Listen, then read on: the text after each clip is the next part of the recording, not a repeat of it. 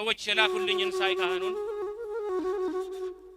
የተቃጠሉትንም አብያተ ክርስቲያናት ሰዎች እየቀረጹ ሲልኩልኝ ምዕመናን እያለቀሱ ምንም ማድረግ በማይችሉበት ሁኔታ ሲያዝኑ ልክ በሻሻ እንደተደረገው ጅማ ልክ ጅጅጋ እንደተደረገው አይነት አሁንም ሲደረግ አንድ አጠር ያለች ጽሁፍ ስሜቴን መገልጽበት ጻፍኩኝ። እውን በማይሆን ህልም በማይሰምር ስለት ከኢትዮጵያ ምድር ተዋህዶን ለማጥፋት በአንድም በሌላም ቆርጠው የተነሱ ከቤተ ክርስቲያን እጃቸውን ያንሱ። ተረስቶ ዛሬ ያ የቀደመው የትናንት ውለታ ማየት ናፈቁ ሊኖሩ እነሱ ተዋህዶ ጠፍታ ቢሰጠኝ ብዬ መድኃኔ ዓለም ዋጋ ከሰማይ ባዝላት አልወርድም አለች ደፋሯ ከጀርባዬ ላይ። መቻልን እንጂ ሌላውን መቻል የማይፈልጉ በወርቅ ፋንታ ጠጠር መልሰው ተዋህዶን ወጉ። በእምነት ማትመስሉንን ያኔ ስንቀበል ነበረ ልትችሉን እኛ እናንተን ስንችል፣ ግን ስትሉን ቻሉን እኛ ግን አንችልም አልናችሁ እረፉ ያልዘሩት አይበቅልም። አሸዋ ተዘርቶ ስንዴ አይታጨድም። የተቻለ ሰው እንዴት አይችልም የቻለውን ሰው? ለራስ ለመኖር ሌላውን አትኖር ማለት ምንድነው? ስለምንድነው የምንቀመጥ ዝምታን መርጠን የሚሆነውን በጆሮ ሰምተን ባይናችን ካየን? በአሕዛብ ሰይፍ የልጆቿ ደም እየፈሰሰ በአራቱም ማዕዘን ደብርና ገዳም እየፈረሰ ሁሉም ዘምቶባት በሚታይና በማይታይ እጅ እየተዘጋ በአራቱም ማዕዘን የተዋህዶ ደጅ ቆመ ሲያጠፋት የተዋህዶ ጥፋቷን አትይ። ታገል እንዳቅምህ ከደም እንባ ጋር በርትተህ ጸልይ። በምትችለው ታገል እንዳቅምህ በያለህበት።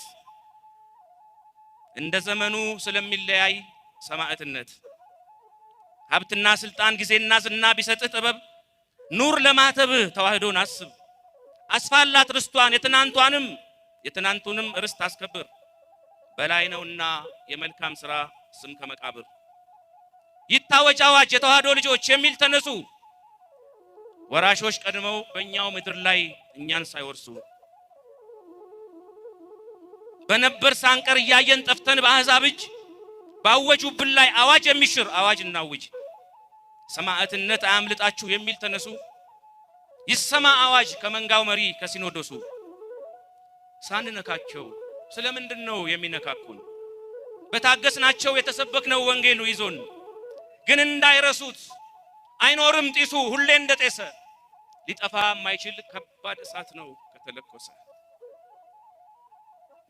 በአባቶች ርስት በተዋህዶ የለም ድርድር። ሰማዕት ሆነን እንሞታለን ሞተንም ልኖር እንደሆነ አውቆ ቢኖርም ቢሞት ሁሌም የጌታ ማተብ በጥሶ የለም ለናንተ ትጥቅ የሚፈታ። እኔ ያመንኩትን ማመን አለብህ እያሉ በግድ ሰይፍ እያነሱ ወሰን ለማስፋት ወንድምን ማረድ ትንሽነት ነው ሰው ሰውን ሲገል ለትልቅነት። አሸነፍኩ የሚል እየመሰለው አሸናፊነት። ለእያንዳንዱ ሰው የተከፈለን የደሙን ዋጋ ውድ መሆኑን ልቡ ሸፍቶ ሰው ከዘነጋ ውዱን አርክሶ ርካሹን ውድ ስላደረገው ድል ይደረጋል ድል ያደረገ እየመሰለው። ተዋህዶና ኢትዮጵያ የማይለያዩ ናቸው እስከ ምጽአት አብረው የሚቆዩ። ተዋህዶን ከኢትዮጵያ እናጥፋ ስትሉ ኋላ እንዳትገኙ ከአምላክ ስትጣሉ። ከውጭም ከውስጥም ጠላቶቿ በዙ ተዋህዶን ሊጥሏት እየገዘገዙ። ግን ፍጻሜው ሞት ነው ግቡ የማያምር እኖራለሁ ማለት ተጣልቶ ከእግዚአብሔር። ከምኞት ጀምሮ እስከ ተግባር ድረስ እጃቸው ያለበት ተዋህዶን ለማፍረስ ላይሳካ ለፉ ህልማቸውን ላይሆን ረስተውት ማለፏን ከዚህ የባሰውን። እኛ ምንም አንሆን ይብላኝ ግን ለነሱ እናፍርሳት ሲሉ ቀድመው ለሚፈርሱ። ለኢትዮጵያ ምኖር ባለውለታዋ እንዴት ይሄ ሆነ ዛሬ ክፍያዋ? ምን ባደረገች ነው ይሄ ሁሉ ጥቃት? ወርቅ ላበደረች ጠጠር የሚሰጣት። ካህንና ታቦት በአንድነት አዝምታ አገር ነፃ ያወጣች ነፃነት ስታጣ የለሞ የሚሰጥ ፍትህን በገሃድ ገዳሟ ሲቃጠል ካህኗ ሲታረድ በገንዛ ሀገሩ ላይ ሀገር አልባ ሆኖ ካህኑ ሲሰደድ ምዕመኑን በትኖ በድፍረት መቅደሷን በእሳት ሲያነዱ ጨረቃን ለመስቀል መስቀሉን ሲያወርዱ ይዞታዋን ነጥቀው ቅጥሮቿን ሲያፈርሱ ቁርአንን ሊተኩ በመጽሐፍ ቅዱሱ ቅርስ አልባ ሊያደርጓት ቅርሶቿን ሲያወድሙ የግራኝን ታሪክ በጋር ሲደግሙ የለም እንደ ንጉሥ ተውረፉ የሚል በገዳይ የሚፈርድ አይቶ ስንገደድ ጊዜ ያገኘ ሁሉ ጥቃት ከፈጸመ የግራኝን ታሪክ ዛሬ ከደገመ ዝምታው ምንድነው በሉ እንጂ ተነሱ እኛ ጋር እኮ ያለው ይበልጣል ከነሱ እኛ ብንኖር ኖሮ ይህን ያደረግነው የሚታወጀው አዋጅ ይሄኔ ብዙ ነው ዳሩ ጌታችንም ራሱ በፈጠራት በሰጠን ምድር ላይ እንድንኖርባት ለሰዎች ሰው ሊሆን በምድር ላይ ሳለ በሰጠን መሬት ላይ አትኖርም ተባለ